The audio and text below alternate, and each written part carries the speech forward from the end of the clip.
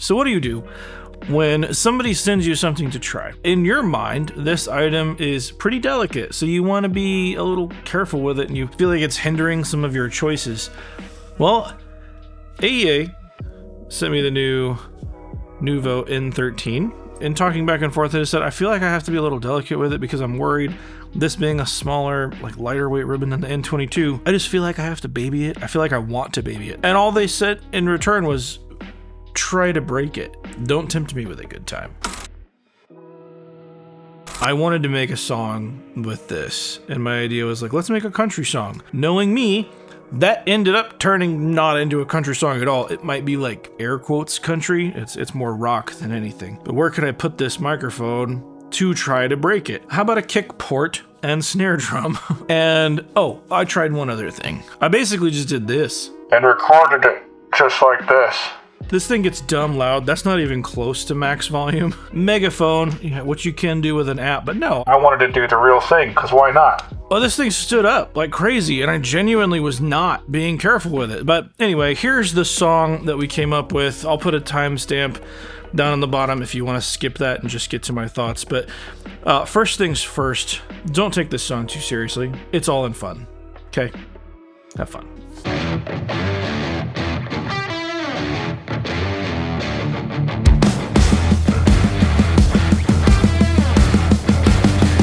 You talk about the drama and the endless news. You lather in the chaos while I sing the blues. Well, shout it from your pedestal, I'm done with your views. Walk away with all your rants, it's my patience you lose. Well, I don't care about your political opinions. Gotta cut the noise and find my own position. You won't change the world, just spewing your opinion. So turn it off, turn it out, I'm forging my own mission. You think that you're a savior spreading all that heat. Every word another jab, another incomplete. I got better things to do than argue on repeat. I slam the door shut and march to my own beat. Well, I don't care about your political opinions. Gotta cut the noise and find my own position. You won't change the world, just spewing your opinion. So turn it off, turn it out, I'm forging my own mission.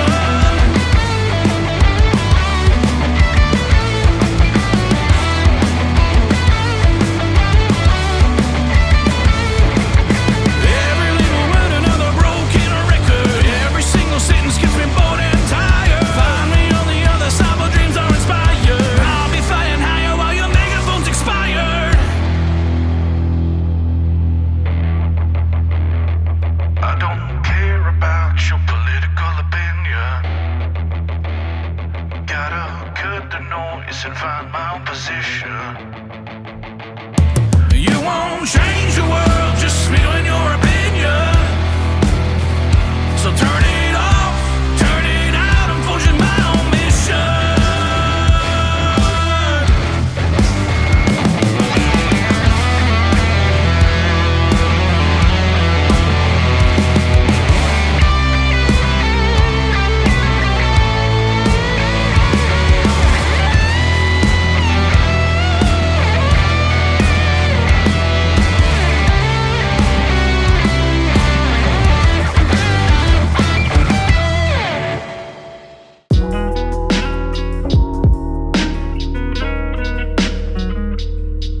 What you're hearing, this was on the kick drum right outside, and I did that with multiple sessions. As soon as they told me to try to break it, this has actually been on records that are now released, and the kick sounds are kind of bonkers. We have it in our head that ribbons are this delicate thing that we have to be super careful with, and just like any of your mics, you shouldn't be like willy-nilly tossing them around everywhere. well, I don't know. You probably don't want to put a leaf blower in front of it, but they're not as delicate as we make them out to be. And just like anything, if you treat it with a little bit of respect and make sure that it's within the tolerances of the unit itself, like you're gonna be okay. But I definitely took it as permission to go a little crazy with it. This video does not technically have a sponsor. Nobody's paying for this. This was sent to me to try. They don't know that I'm making this video. They don't get to see a video of any kind. All of my thoughts are my own, as always, and I don't think if they would have had it, they wouldn't have picked that song for me to do anyway, so. Back to it. On that song, you heard this on Guitar Cabs, which actually we just got finished with a very classic country record where I was trying some new mics. I didn't dig it, and I put these right back up, and instantly the player was like, this sounds good.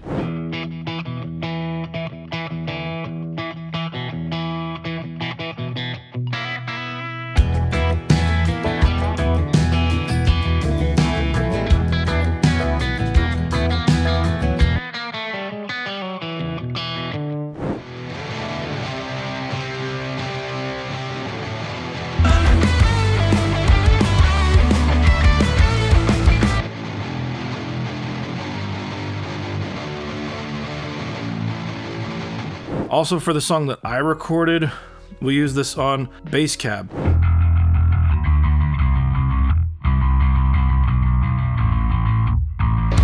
I got better things to do than argue on repeat.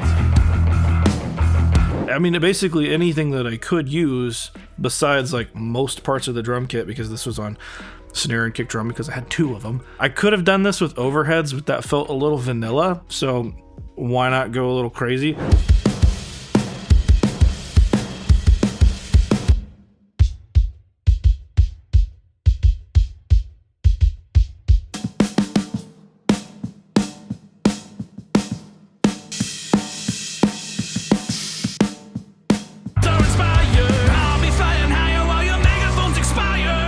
The thing that surprised me with the snare, though, you still get the transient pop. Obviously, this is a ribbon. I'm boosting top end a lot on snare, because even if I use a condenser on a snare, I'm going to boost top end. These are darker microphones than what you're typically probably used to. The transient is way faster with a ribbon, especially if that ribbon happens to be fairly lightweight. If you get something with like a heavy, really thick ribbon, it's still gonna be a really fast, intimate thing. It just feels like you're in the room with the source. That's the coolest thing that ribbons do, which is why they're great for room mics. They're really cool for intimate vocals. Anything that you want to feel like that thing is right in front of me, that's what I tend to reach to a ribbon for. And more, I use ribbons anywhere I can. Where was I going with this? The snare transient was very strong. On the other hand, ribbons are also naturally figure eight, so it's gonna pick up behind the mic just as much. So we kind of messed with putting sound isolation foam behind this to cut down the bleed with the hat, which worked really well, albeit it looked awfully janky. So I recorded vocals with this megaphone. Gotta cut the noise and find my own position. You won't change the world, just spewing your opinion. Gotta cut the noise and find my own position. You won't change the world, just spewing. So right now in Sweetwater, these are $12.49. Not a cheap mic, not a crazy expensive mic for what you're getting here. I found that as I was using this, I could use it in places where I would reach for the R44. Is it as weighty as that? No, both in actual weight and in sound. Cue applause. That was a good one. I mean, I think about the different AEA mics that I've had the chance to use and the ones that I own. The R88 is just a freaking legend. And AEA has a sound. I tend to be one that enjoys that sound, or at least finds it very useful in the studio, because I tend to be much more careful with a ribbon, not in that I don't want to break it, but more in I really think through the process of where I want to place this. Using it on grand piano, I mean, the way that it picks up and the way that a microphone rejects, like on the sides here, rejection is incredible.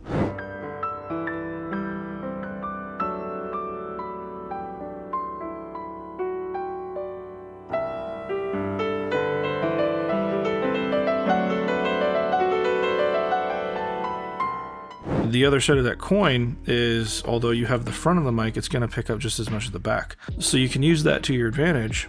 It can also kind of be, in the wrong situation, very unflattering. So I tend to think about room placement, where players are sitting, where equipment is sitting, what direction is gear pointing, and just the process of going through that and those steps with a microphone like this, you end up having like a better signal chain because the source sounds better. I do way less. The examples that I'm showing you, there's not a whole lot of processing. Except for the snare drum, where I use this on snare. There's a lot of processing because I'm trying to make a rock snare drum out of a ribbon mic. Objectively, don't do that. I only did that because they told me to break it. And the cool part there is like, these guys are so proud of what they're doing and so sure of it that they knew I wasn't gonna break it. Like I can't, if I go out and like hit it with a hammer, sure, but actual studio use of me really not being that careful, and I'm sure there's some of you guys out there watching me talk with my hands with this thing and you're like, oh my god, put the mic down. But I mean, when I say these things are built like tanks, even the housing that they have covering the ribbon motor itself, like this is sturdy. I mean, what you've got is like a coil housing protecting everything else in here, and then in there you can see the motor. This is an active ribbon, so you've got an onboard preamp here, which definitely helps. I did not run this through clean preamps when I had it. At least that was not my intention. On some of the things I'm using ISA pre's, which are relatively clean, but most of the time these were 1073s into outboard compression. For guitar examples, these were 1073 straight in with just a kiss of like added top end. Do you need 1073s? No, that's what I had available. If you're using something relatively clean, you're definitely going to want to boost the top end if you're going for like a modern style production. But if you're going for that vintage thing, this is an interesting like middle ground between being like cumbersome and trying to get that vintage sound working with a modern workflow. It seems to fit that pocket. As always, guys, if you like the songs that I'm doing with this, and I hope this one didn't piss anybody off, I'm just having fun over here. Kind of wanted to poke fun at like typical things that we hear in certain genres of music, and I'm just out here having fun. So if you want the files for that song, those will be available to my patrons on any paid tier level, so go check that out if you are interested. I'm Resident Loser Jeremy, and I'll see you in the next one. If you like this one, go check out the video we did recording a heavy band with nothing but AEA microphones. This one's not in it, but you can see a whole lot of different mics.